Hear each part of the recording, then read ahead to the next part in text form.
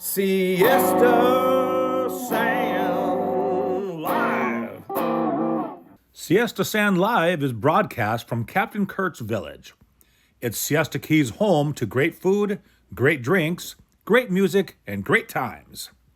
Look for the giant American flag. Welcome to Siesta Sand Live. I'm your host, Natalie Gutwein, and I am very excited about today's guest. We have Commissioner Mark Smith on. There was a meeting yesterday. The county commissioners did a workshop to talk about voluntary demolition of condos here on Siesta Key. So I look forward to the conversation. There was a lot of information in that meeting yesterday, and I'm sure he's got a lot to say, so stay tuned.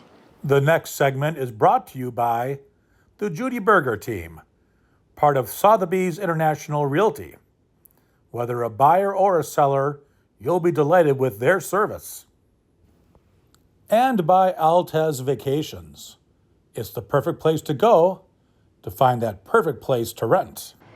Good morning, Commissioner Smith. How are you today? Wonderful. Wonderful. We've got a beautiful sunny day here on Siesta Key. Today I'm here with Commissioner Mark Smith.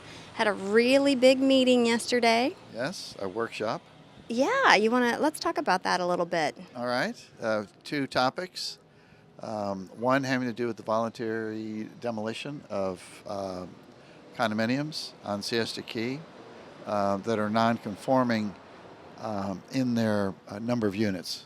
Okay. The example that was brought up back in January of 2022 was C Club 5.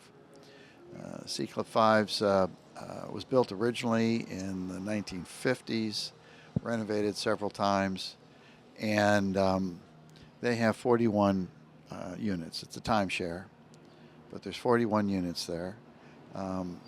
The land only allows 18 units because of the units per acre. It's an older building, and it has some structural challenges when you leave buildings that close to the water, out in the salt water and all.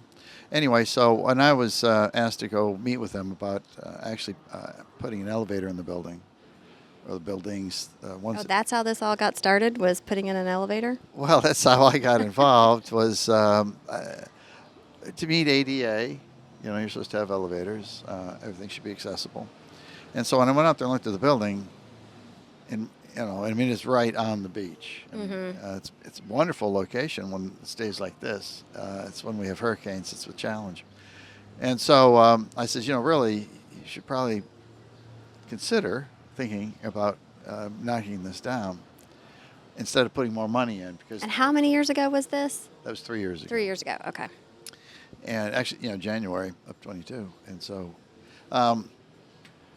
Commissioner Mayo was on the board at the time, and I called him up and I said, I talked to Donna Thompson, zoning administrator, and I asked him if anybody can knock things down voluntarily. And the answer is no, only if it's damaged in a storm, and if, in this case, because they're not compliant FEMA-wise, it would have to be more than 50% damage of the appraised value of the building. So So I was listening to that Sure. commission meeting yesterday, and I found that interesting, that the 50% rule, how it gets applied in that situation where it actually has to be damaged more than 50%. Right. So in order to be forced by FEMA to become compliant. And the only way you're going to become compliant with the flood elevation is to knock it down and build higher. But without that 50% threshold, the way the county code is right now, they cannot knock it down. Well, am I correct in that? Well, yes and no. That was the topic of discussion there, because it says damaged, it could be knocked down. And damaged, how damaged? And that's what we instructed staff to go back and look at that. Basically, you'd need, they got hit by. They got hit pretty hard. They got hit, and it knocked out the first floor of the buildings. but is it structurally sound? If it's still structurally sound, then no, you can't knock it down. So could they knock it down, but they would have to build to today's standard? Oh, yeah, absolutely. Okay, so that they could do. That but- was the workshop. That's the whole purpose of the Okay. workshop, was to clarify, because there was a lot of misinformation that was being thrown out there. Not just C Club 5. And by the way, C Club 5 has no interest in knocking their building down. Oh. This was just something to explore. They just happen to be It's an the option. They the just one happen that to be got this whole the thing. guinea pig. People thinking about it all. So they asked me to look into it. I suggested this as an option. They hired me to pursue it, and then I got elected, and then I had to stop pursuing it for them because I can't do that now. And so, anywho, any condominium, older condominium, and we're talking, from the 50s we have on the island all the way up, really about the 80s. I'm not sure any. Well, I mean, the Hilton got built here, but that's code conforming. And the older buildings. And some of them are towers. Some are those little villas, that like Polynesian Gardens and Loakai. Right. That have the little units out there. Anyway, they're non-compliant, and I'll use Econ 5 as the example. They're non-compliant as far as the number of units. They're non-compliant because of FEMA. They're non-compliant based on the Florida Building Code. They're not compliant as far as setbacks. And they're not compliant as far as parking. Right. So not in any way. So I mean, the thought behind this effort is that we would bring these buildings compliant to the building codes and FEMA and parking and setbacks, all those. The only non-compliant will be the number of units. And that is, who do you say, hey, we're going to build new and you're out? Well, somebody said to me, they were looking at a condo building that the whole bottom row got knocked out. And somebody said, well, they should just turn that into parking. And I said, those are individually owned units. Right. You can't just annex them. If it were a hotel that was owned by one group or Right. something, that would be a different story. Right. But that's not what this is. And I'm surprised at how many people I've had in conversation that have said things like that. They're not attached to each other except for the main structure. You're right, but as you know, being in real estate, everything's for sale. Right. So if the rest of the condo group wanted to buy their units and turn it into parking, Right. They could. Right. Yeah, they could. that would They be could an sell option. it, but they're Yes. not obligated to. absolutely. Yeah, in No, any way. And I no. don't think they could even be forced to. Oh no, you can't force them to it. No, so if one person was a holdout, it wouldn't I happen. mean, you can't take one unit so you get 2 cars in there, make it a garage. No, that's not going to work. So that was the gist. That it was the gist, I should say, of the workshop. That one section, because we want to make it voluntary as an option, because we see how slow it is to get building permits out now. Right. Can you imagine if we got hit like Fort Myers Beach, and the island was just wiped out? Captain Kurtz would be gone. Right. And then you have this flood of permits, much more than we have now, and a system that's overwhelmed by it, and much more devastation. It may get to the point with these older buildings, the condo association says, hey, we're tired of the Spalding concrete, we're tired of fixing the stairs, Right. the pipes are leaking. I mean, there's all these things, new roof. Why, maybe we need to think about it. But it's a big thought. in that, Right. because you will have to pay for the demolition. You'll be out of commission, basically, out of Right. service for at least 2 years. No rental income. No rental income coming in, or no house if you're living there. Right. So you got to find a place to live for a couple of years. It is a very expensive venture. Oh, it's a very, but so's rebuilding after the storm. Right. Yeah. And so that's where you got to weigh what you want to do. I mean, if we wait and buildings get damaged and we think they're okay, like we think now, Right. and then the salt water's gotten into the concrete, and it's now, through maybe micro cracks that you can't see, and the reinforcing steel is now. Which isn't that what happened at Seaside and caused the collapse? And Well, they had all kinds of issues, from maintenance of the building to the fact they had a absolutely flat pool deck that was holding water. oh, And that water was actually seeping into the garage. And when it was seeping through the garage, it had caused the rebar to spald down there and weaken and basically be worthless. And then it finally just collapsed. there were, I think, 95 people 95, killed in that. 98, 90, yeah. 98. It was terrible. And it just, once that bottom floor collapsed, then everything else, what they call is like pancaking. It just went all the way just down. went through. And so it's a real tragedy. And so that brought up what they have now, the inspectors now for condominiums. Right. Yeah, we deal with that a lot in my business. The milestone inspections. Milestone inspections. Right. Right. And so folks have said, well, isn't that okay? Isn't that going to say that our building is sound? It will. It is. I mean, all these buildings look wonderful. I mean, it looks great here now, until you get hit with waves. Right. And so they're not designed. That was the purpose of me suggesting to the board that we go from the year 2000, because that's when the Florida Building Code was adopted. Okay. Everything before 2000, we were actually, I think, the Southeast Building Code back then. I'm actually old enough to remember that.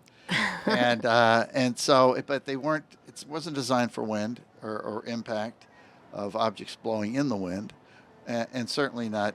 Yeah, no impact glass. They're not elevated. Yeah, it's a total. Well, I've noticed even the single-family houses. It seems like anything built after the mid 70s did not. And I mean, that's when 76 the flood maps came out. Right. But when were they adopted here in Sarasota County? I think around that same time. Around that same time. Yeah. Well, that's kind of the houses that were built about that era. Some of them only got a couple of inches of water, where the ones in the 50s and 60s really seemed like they were just right on grade. That's the ones I'm seeing that got a lot of water. The older homes in the older neighborhoods. Now, my house was built in 72. It's in Siesta Isles. I made it by a foot. Just dumb luck. Yeah. I mean, I didn't even realize how much higher I was, because neighbors a couple doors down got flooded. Oh, yeah. Siesta Isles, it's, as you know, Judy lives in there. Right. And it's crazy. One person will get it, that got water, person right next door, none at all. Right. And that neighborhood seems to be one of the ones that are crazy like that. Our houses are elevated. Right. We were good. But these condos, a lot, like you said, so many, the villas, they're wiped out. And there's permitting issues. They're still waiting on permits. At the Siesta Key Association meeting, that was the January meeting. Oh, well, you were there. Right. It was packed. Have you ever seen so many people at the Siesta Key Association meeting? And I was like, why is this a packed house?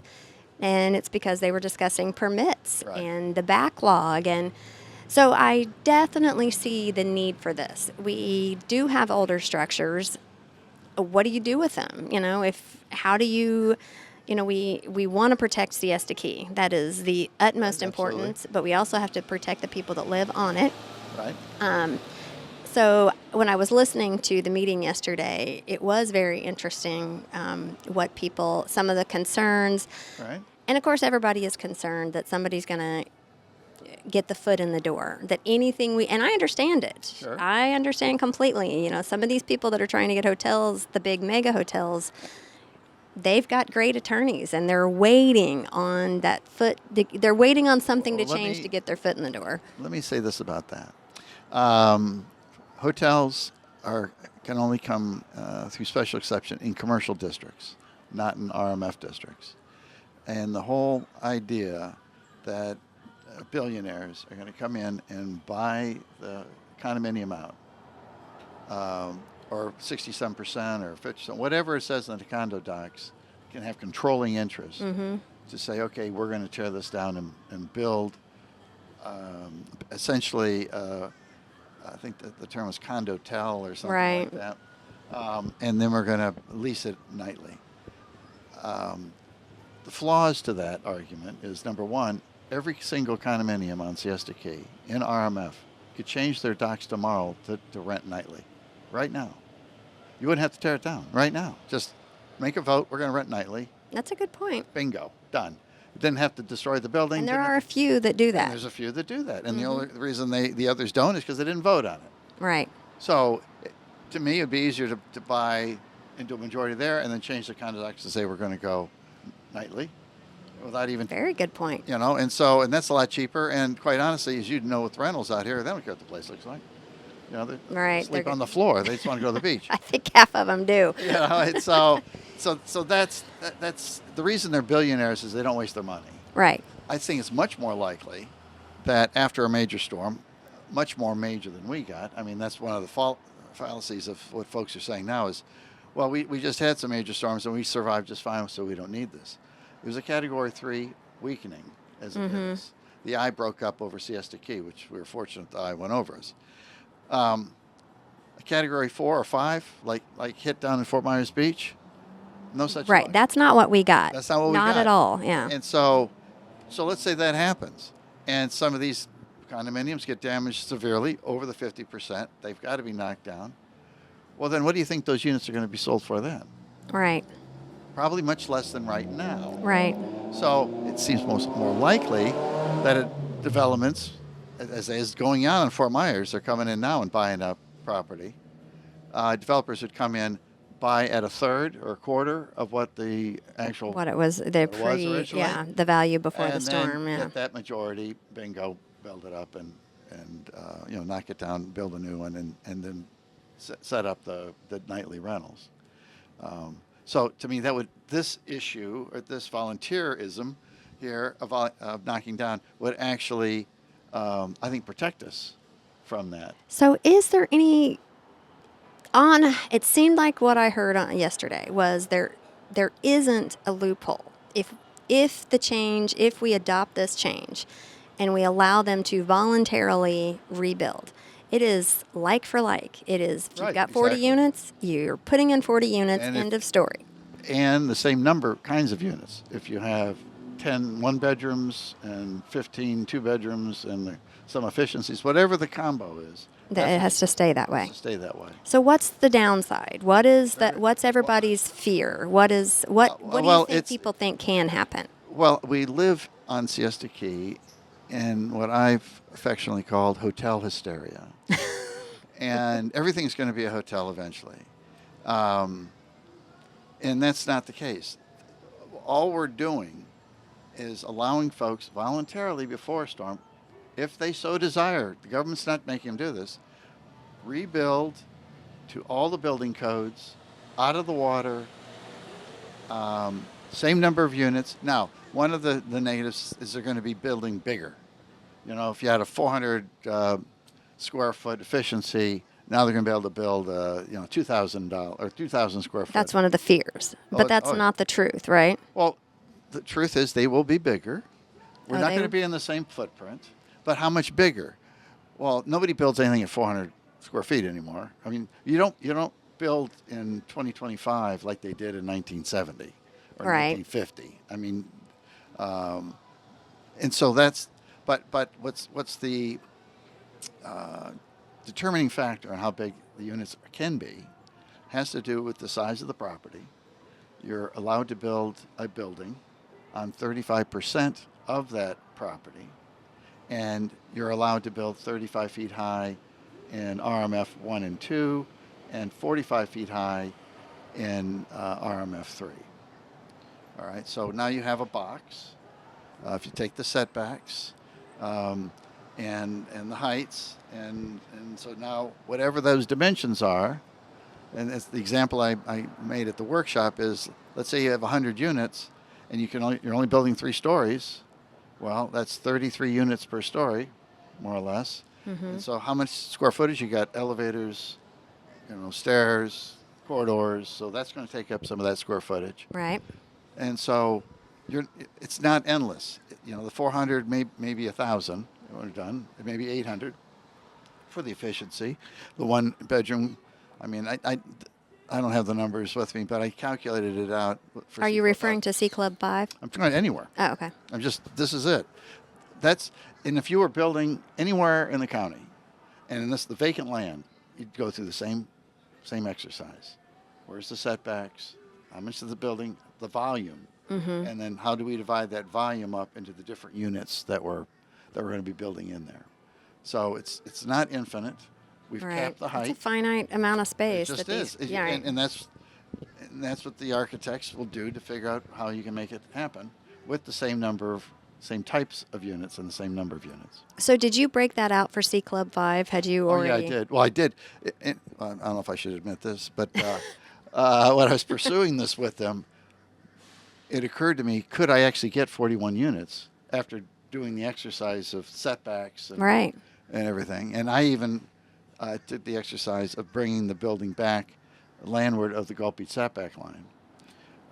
So they wouldn't have to go for a special exception. Yes, I was able to do it. It's just in blocks. I mean, just you know. And the units were slightly bigger than what they. Some were. I mean, they probably all were a little bit bigger. Just a little bit, but not. I mean, but then, you want balconies. I mean, again, I just blocked that out, just rectangles, just to see if I could actually get 41 units of those same building types on the property. And C Club 5 is interesting because they've got a easement that goes right through the middle of them, so the folks landward can get to the beach. Oh, okay. And so that's another. So it's actually two buildings like they have now. It'd be two buildings again. But anyway, I had to do the math, and I was a certain sigh of relief that after all this you could actually get them 41 units on there. So that in the height that we're talking about. So the height would have been below. Is that RMF? Which RMF is? I think it's RMF 2. Okay. And in C Club 5, I didn't have to build 2 stories of parking because that's what's in the code. You're allowed to build 2 stories of parking and then put your height on top of it. I was able to get on the ground just by raising it up all the parking we needed. Oh. And parking, as I mentioned at the workshop, it's about structured parking is like $40,000 a space. So that's an incredible increase in the construction costs that you'd only do at the last resort. I mean, honestly. Right. You're only going to do it if you have to. Yeah, I mean, you're going to have to get up high anyway. So, yeah, you'll park underneath it, like the folks suggested. Why don't we just make it parking underneath? That's wonderful. As long as you could build something new on top. I mean, right. So that where we left it is because of the damage issue that you brought up and others brought up. They need to define it in the UDC, Unified Development Code, better, add more definition actually. What does damage mean? Right. It just says if damaged. Well, how much damage? I mean, when I was discussing it with Matt Osterhout at who's the Director of Planning and Development Services, both of us discussing it, it would basically be a structural engineering evaluation of the safety of the building, or the county going out there and them deciding this is a little shaky. Right. We're just not going to re-stucco and paint and let you go. And so, so that I do believe that needs more clarification, because there could be buildings that are damaged to the point where it's not 50%. And simple math is a 3-story condominium. You lose the first floor, you're not at 50% damaged. I mean, right. It's easy math. So, but that building could be damaged to the point where it shouldn't be repaired. Right. And I'm sure that's what Fort Myers has had to deal with. Oh, yeah. Oh, they got hit much harder, so it was probably more clear-cut in a lot of cases. But, it's always easier to repair and cheaper to repair. Yeah. But if you're that bottom unit, will you ever get insurance? Oh, yeah. You know what I mean? The second and third floor, fourth floor, you're good.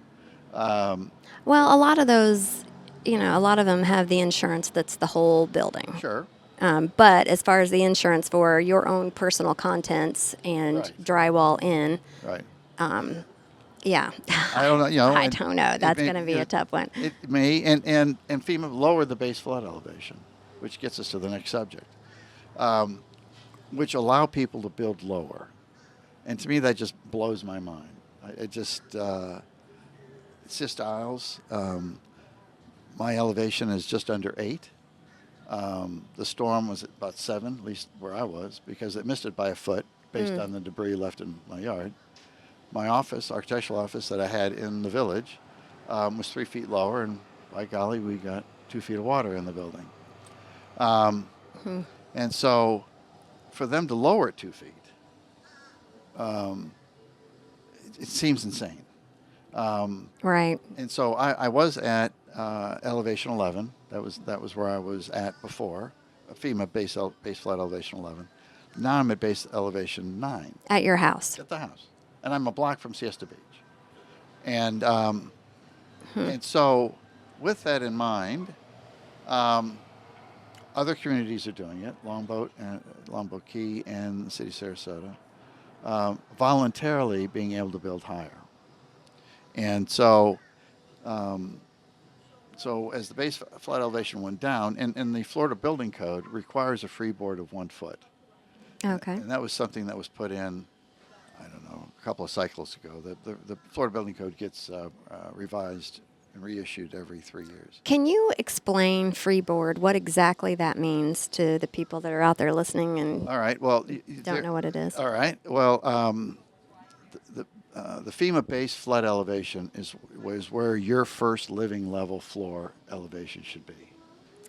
All The right. living level. The So where first living level. Second, so- not the second floor, and not your garage. Your garage doesn't have to be at BFE. Okay. Just your first living level. Until I'm going to say 6 years ago or so, the Florida Building Code was revised to say, no, you can't, your first living level needs to be 1 foot above the base flood elevation. So that 1 foot difference that the Florida Building Code is now requiring, or has been requiring, for both commercial and residential in the state of Florida, is what we call freeboard. So it means the house. So if my base flood elevation is 9, Right. which I believe it is at my house, does that mean I start building at 10 if I had to Absolutely. rebuild? That's your first finished Okay. floor. So by freeboard you mean just a 1 I'm foot not sure of who came up with the term. There's nothing free about it. No, right. And, if This you is don't gonna know what cost it you to is, go yeah, up. when I first heard the term, I was like, what Are we is talking that? Is it surfing? What are we is it doing a- here? Yeah, like a crawl space? Are we boarding? I didn't That's know what right. it was. But it's literally just means a foot above whatever base flood elevation is. Right. You got to go a foot above that. Currently. Okay. That's what you got to do. Now, what we're talking about is having an optional addition to that 1 foot. And after reviewing the other communities, the board decided to give staff, the direction just to look at 3 feet above that freeboard, or essentially 4 feet above base flood elevation. And that people can build. Can do that. Okay. Can do that. So right now I can't. Here's the rub. You could, but your building height can only be 35 feet to the top of a flat roof or the midspan or the midpoint of a sloped roof. So yeah, if you go up another 3 feet on your own, then your house is 32 feet. It's the maximum height. And if you're thinking about a 3-story building, you're not going to get it. So you basically, that cuts out 1 floor, which, some folks say we should be satisfied with 2 stories. But Right. Well, yeah, I mean, it's not. That's ridiculous. I mean, Right. you should have, and when the Florida Building Code changed and added that 1 foot of freeboard, I'd gotten a hold of Donna Thompson then and said, hey, we got to raise the building height with it, the allowable building height with it. Right. Because in the code, it said base flood elevation, 35 feet from base flood elevation. And so they changed the wording, I think, to the... So 35 feet above base flood. So the 35 feet is not 35 feet off the Not from grade. ground. It is from Not grade. when you're in a flood zone. It's Right. 35 feet above base flood. Okay. Well, fortunately, the county changed it to add that 1 foot of freeboard. Okay. So now they changed the definition of height, I think, to the government designated flood elevation or design flood elevation. Okay. I'm not sure what the exact, but we did confirm that at the workshop. So that would allow you to go up that extra 3 feet and take your 35 feet with it. Okay. And that is what they confirmed yesterday. Yes. Okay. Now, the staff's going to come back with their recommendation about that and how the wording would be. There was other wording that I wasn't happy with, and I gave that to the clerk. Basically, has to do with condo demolition, the building heights there. We don't want a higher structure like 65 feet to be able to be torn down and built 65 feet on top of 2 stories of parking. Right. So we nixed that. But anyway, back to this one voluntarily. So we got that rolling. Staff's been giving their marching orders. But also what we also told them is they need to look out at areas that aren't on the coast. We've had a lot of flooding. East. Right. That gets lost in a lot of these conversations. Well, not on us, by golly. Because, again, I believe my experience has been designing homes not in the flood zone, is that the first floor elevation had to be 2 feet above the crown of the road, so that the road doesn't flood your house. Right, water makes runs sense, off yeah. the road, and so that's. And I don't know if that's a rule of thumb. I thought that was in the code. I mentioned it to Matt Osterhot yesterday at the workshop. In the Florida Building Code? No, just general in our codes. Okay. And so whatever it is, I said that would also, whatever we say you have to build to now out east needs to be 3 feet or whatever we decide to give you the option. Yeah, that makes sense. Yeah. And then along with that, I made the point, and the commissioners agreed with me, is that we can't bring the dirt up with it, because what you're doing is you're just allowing the water to run off, more water at a steeper slope to your neighbor. Can you explain that to people too? Well, let's say, well, by code, you're supposed to have your grade, I think no less than 8 feet from your finished floor. Okay. Just so that your own yard doesn't flood your house. Makes sense. But what's happening, if you see a lot of these newer homes that go up, and they may be going up 3 feet or so, and so they're still taking the grade up to that 8-inch mark, and then it's like a ski slope down to the property line, and then you've got the county requires a swale on your property, a swale being a shallow ditch. And they give you the dimensions and blah, blah, which is wonderful, except if you have such a steep slope, the water just jumps the swale and goes into your neighbor's yard. Ah. And then after people move in, they plant trees and things, and they mow the grass, and suddenly the swale disappears, gets erased, and you're still drowning your neighbor. I do hear that a lot. I hear, my neighbor built a new house and now my house floods, and it never did before. Exactly. So to stop that, I said we need to mandate crawl spaces like the old Florida homes. Right. For anybody who needs to raise their floor elevation or wants to raise their floor elevation more than 30 inches above the existing grade. Okay. Now, I picked 30 inches because anything less than that, you're not going to be able to crawl under it. Once you get the structure, because that's the finished floor. Right. Thinner people than I could get under that. And when I was younger, I was able to skin underneath the building at the village. But anyway, and then also require a maximum grade from the property line to the house, so that we're not. We need to drain away from the house, right? But we don't need to, unless it be to be a downhill slide. Right. And because obviously the steeper the slope, the quicker the water's going, and the faster it's going to go. And with the crawl space, we've increased the amount of pervious area. Because right. the water would the get water underneath the house like it did in the village in my office there, and so we have more percolation. So we're containing some of our water on site, as opposed to just shedding all the water. Because the houses are bigger. Right. than Right. than Yeah. were. A lot of these neighborhoods. I mean, I went to Harbor Acres the other day for the first time in probably 10, 12 years, and the houses are mammoth. Oh, yeah. And That's the high rent district over woo, there. baby, and it's beautiful. They're all beautiful, but they're saying, "Hey, we're flooding." Hey, county, help us. We're flooding. And I'm going, well, this house is 3 times the size of, taking up 3 times this lot area is the. Do they have the 50% impervious, all that over there, like we do in the don't flood zone? They might. That's in the city. Okay. But they have definitely overwhelmed the The existing structure. drainage. And The following segment is brought to you by Beach Bazaar, located in the heart of Siesta Village. Everything for the beach, and we do mean everything.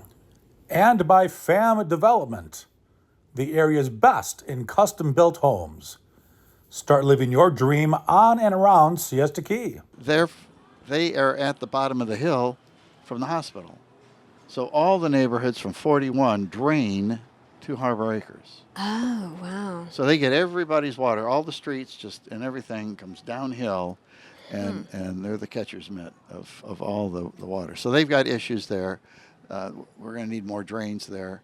But I said, you're also going to have to give the county some easements to get the pipes to the water. Right. And they said, well, we've already landscaped. Okie dokie. We can't.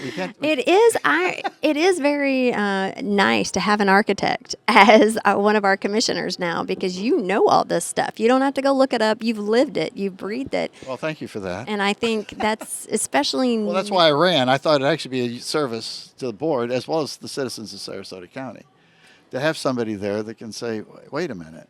Right. This is not practically. This isn't how this works out. It's just day to day. We need to think. We need to go back in time. Actually, bring back the crawl spaces. Yeah.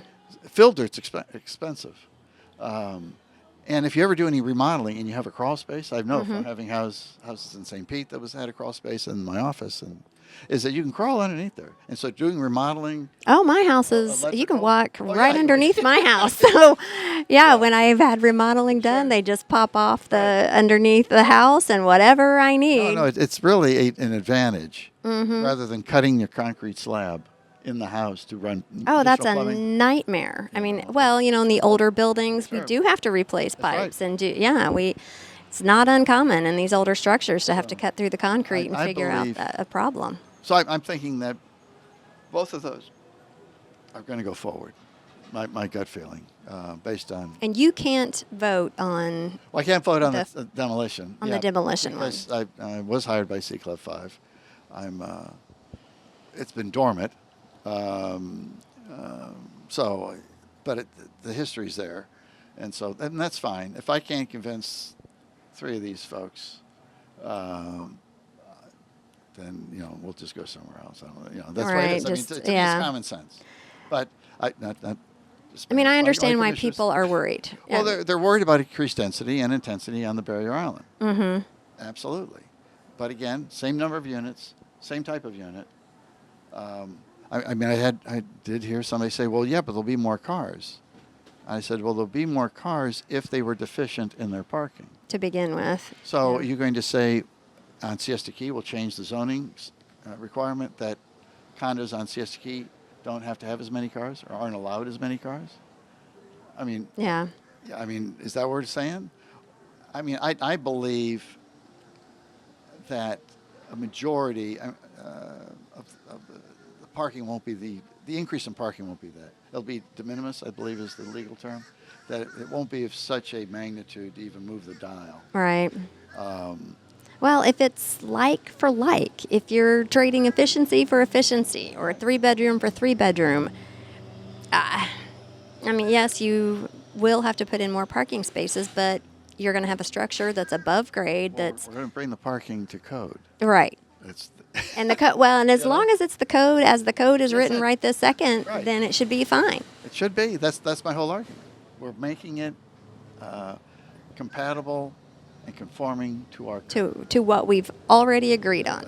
This is it. Height, parking, setbacks. And I think that was what from some of the comments I heard, and correct me if I'm wrong, that's not what people thought.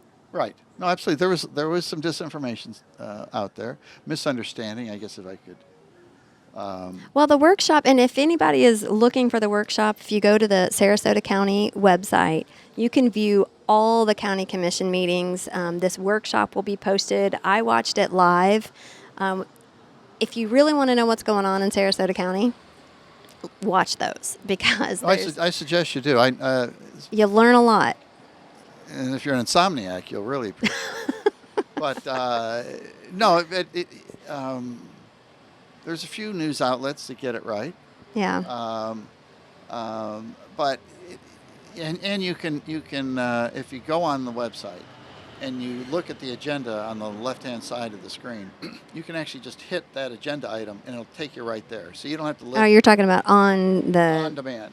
The recording. On the recording, yeah. Yeah, you can jump to where you want to go because so you don't have to I listen. noticed that last county commission meeting was 7+ hours long. Bless their hearts. Yes. Yeah, but we want to listen to everybody, and everybody needs to be heard. So that's what I get paid for. Right. And so I don't have a problem with that. But doesn't mean you have to listen to all that. Unless you want to listen to all the comments, that's wonderful. But it starts with the comment section. I mean, right. Yeah. with the Yeah. People presentation, come you listen to in. the whole thing, and you can fast forward and get to what the commissioners are talking about, and then why we voted the way we voted. I mean, that's probably one of my most asked question is why did you vote that way? Well, if you listen to those meetings, you can Well, hear. then I can tell them. Well, I tell them. I'll explain every one of my votes. I will say most time, this is a plug for myself, is they thank me for the way I voted. So Yeah. I don't easily defend my votes, but no, it's important that you understand and hear, and you can email me at mhsmith at scgov.net if you have a question about anything that's out there. I answer emails all the time. A lot of emails, which makes you wonder why I'm looking for more. Right. But no, it's important that communication and why are we doing this? Right, it is. Or why are we not doing it? I had someone email me and say, wasn't that item you voted on a comp plan change? And so it shouldn't have passed 3-2, and it turned out it was a rezone. So it depends on what we're voting on, whether or not it's a supermajority, which are comp plan changes, or rezones and special exceptions, which are majority vote. Well, there's a lot of information. That's one of the big reasons we decided to do the podcast is there's so much going on here on Siesta Key, and you are great. You come on the podcast, you explain everything. And it's really been a great outlet for people to just talk about what's going on and just tell your side of it, tell what's going on, keep people updated. And we hope to continue to be that in the community. Oh, no, you're doing a great job, and I'm available. Oh, thank you. need me I back. appreciate it. And you do. You answer emails, calls, all the. I don't know. You must not sleep. I don't know. Well, Does Esther ever see you? Do you ever get to spend any time with your wife? Well, I've been flooded out of the office in the village, so now she sees me all the time. She hasn't complained yet. Oh, wow. So she hasn't started building you a new office to get you out of the house? No. But no, it's been a benefit that way because I do see her more. But she attends almost everything I go to anyway. But it's one of the interesting things about representing Siesta Key or having a representative that lives on Siesta Key is I know the traffic. Right. You know the flooding. traffic. I've lived here. You know everything we go through. Over 30 years and been an architect for a long time, over 40. And so, I'm here to protect Siesta Key. Right. Whether or not it's keeping people from building on the dunes to keeping the traffic down. And a traffic model, we are going to try to bring that back up again. Cleanup. Any updates on? I did notice. Now I know there was a group that organized a cleanup, Right. and down at Stickney Point looks so much better than what it did. What's the commission? Well, the thing is, what I understand is that the first step was hiring the contractors to come in and pick up the big stuff. Mm-hmm. And they were on the clock. I think they had 90 days, and I think it was extended a little bit. And all that cost for the cleanup, hiring these contractors, is reimbursed by FEMA. Okay. Was reimbursed by FEMA. And then we have, I guess, what you might call phase 2. Okay. And that is folks continuing to dump on the side of the road. Right. I think people think that if they put it out there, it's still going to be picked up. Well, that's always been the case. I mean, how many times we see a mattress along the side of the road? Right. When you can just call solid waste and they'll pick it up. But anyway, but with the storm, it seemed to encourage people to just dump them wherever they could, thinking it Right. would go away. And the problem is solid waste and waste management now doesn't pick up on the right-of-ways, like along Canal Road or Right. along Okay. Midnight Pass Road. You know, if it doesn't have an address. Right. They're not just going to it's randomly not right. pick something They're not, up. No, they're not. So if somebody sees an issue, if we see a mattress laying along Canal Road or whatever, what do we do? I would call it in. Okay. 311, and if it doesn't get any results, you can email me. Like, I'm looking for more, and I will pass it along to Brian Usher, who's the director of solid waste at Sarasota County, and he's a wonderful guy. Really has a great crew, and so phase 2, as I was getting at, is we're actually going to have the county has to pick it up. The taxpayers are going to have to pick up Okay. the extra cost for solid waste to go out there. But FEMA did give us money, extra money. They will. Correct? Yeah. Well, I don't know if I want extra, but they everything was weighed. That's why it had to be in 3 different piles, and they would weigh it, and then we get reimbursed. Okay. Which is an interesting point that I don't know if we want to bring up right now. If Siesta Key had been incorporated, it'd be bankrupt right now. Wow. Because FEMA reimburses. So you have to have, in the case of the county, we had millions of dollars in reserve to pay the contractor. Oh, you have to pay up front. Oh, yeah. And then you apply for it, and months later, you might get it. And then, interesting. So the thing is, Siesta Key, right out of the bat, the town of Siesta Key wouldn't have any reserves. So there'd be assessments, there'd be tax hikes, there'd be all kinds of crazy stuff to pay. Waiting on the FEMA money. And then building up a reserve for the next storm. You know, so the Lord works in mysterious ways. Right. So anyway, and then after phase 2, phase 3 is neighborhood groups, like Suzanne, who I'd say if a neighborhood group wants to tackle an area like Suzanne did, I was told to coordinate with the county for a community pickup. And if you do that, and I'm going to guess it's through Matt Ulsterhouse, or who's director of planning and development, or you can email me again and say, hey, we'd like to do a community pickup. Careful what you wish for. Yeah, and then I'll find who will handle it for us.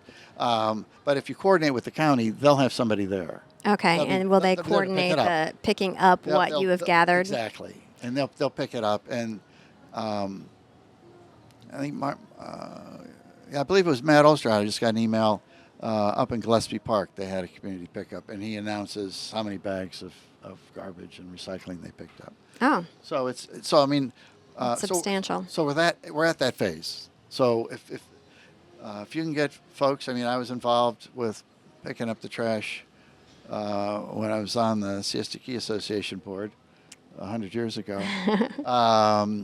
We would pick up the trash on Ocean Boulevard through the village all the way to Heigl.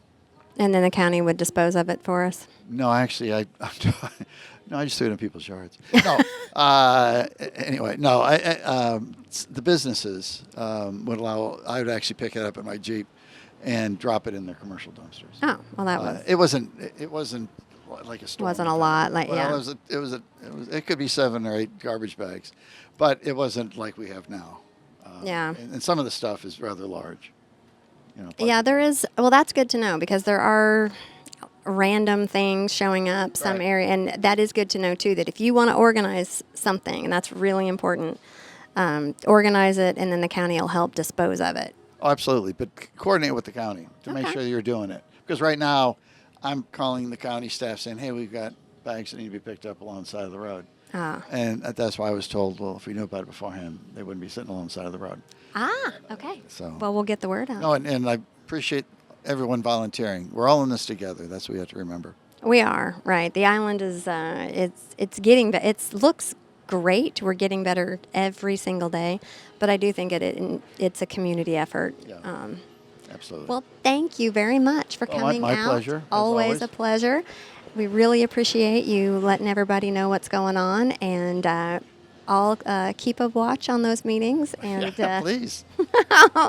I'm sure we'll have you back on soon. Thanks again. My pleasure. Thanks. Bye now. The final segment is brought to you by the law offices of Eric Fleming, specializing in real estate closings. Mr. Fleming is also the current president of the Siesta Key Chamber of Commerce. And by Gilligan's Island Bar and Grill. Experience the heartbeat of the Siesta Village's dining and social scene.